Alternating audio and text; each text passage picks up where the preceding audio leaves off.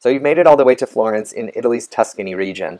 You've seen all the sights, you've been up to the Duomo, you've been up the Campanile, you've walked around the Palazzo Vecchio, surrounded by statues, you've walked along the Arno River and along the Ponte Vecchio Bridge, and you've been to all the world-class museums and galleries that have catapulted this city and Europe from the Middle Ages into the Renaissance period. But have you seen any Etruscan or ancient ruins? Maybe not. I would suggest a day trip to Fiesole, a city founded by the Etruscans, the predecessors to the Romans, in the 7th century BC. Very old. Fiesole has a lot on offer and makes an ideal day or half-day trip from Florence, just to get some fresh air, walk amongst some villas with some cypress trees, and then also take in some excellent panorama vistas of the city of Florence itself. You can also go to the ancient Etruscan ruins and see the Roman baths, some columns, the amphitheater, and a small museum housing important artifacts from the Etruscan era. How do you get there? That's really easy. You can take the public bus, number 7, from Santa Maria Novella, the main train station in Florence, all the way to Fiesole for only €1.20 ticket. You need to buy the ticket, though, ahead of time in a tobacco shop. The trip takes only 30 minutes, and the departures are every 15 minutes or so. And look at this view. It's quintessential Italy and Tuscany. You have olive orchards, you have cypress trees, you have green hills rolling, you have villas with red tile roof buildings, and then you have the beautiful city of Florence sprawling in the distance. The best periods to go, in my opinion, are the shoulder times, which are April through June or September through October. Then it's cheaper, there's not as many crowds, and it's not sweltering hot. You don't want to be in a city with no beach when it's like 40 degrees centigrade. I always try and avoid the crowds, but I never succeed, especially in a place like Florence or Tuscany, which is so famous, so iconic, so historic, so culturally rich and beautiful. Depending on the time of year, there'll be tourists from different countries. When I went in May, it was a lot of Americans. And what I like about Americans is everything that they're seeing is older than their entire country. So they're extremely excited about everything because it's so epic to them. Mm-hmm. Yeah. Guess what? You can use much gelato. Yeah, we've already been like to Venice and So after you've seen the viewpoints, the villas, the square, the churches, then you can go to the Etruscan archaeological area, which is set among really nice scenery. And it has a small museum. Don't miss that either. That'll probably take you about 2 hours or an hour to do both.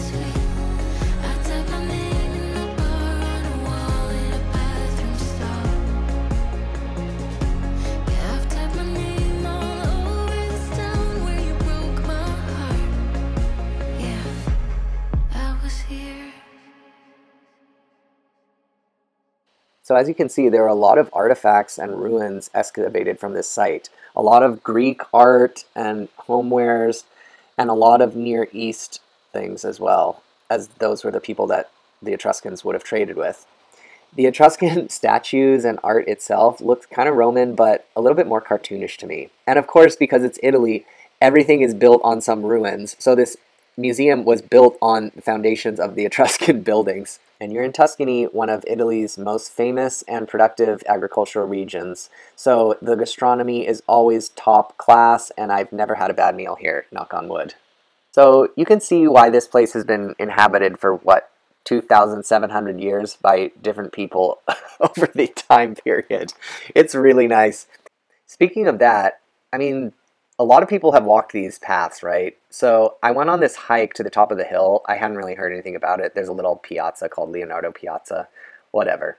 So then there's a sign saying Leonardo da Vinci was here in the 14 whatevers, and he flew his first flying contraption from this hill. The predecessor of the modern airplane, Leonardo da Vinci, just walking in the same footsteps as him. It's crazy.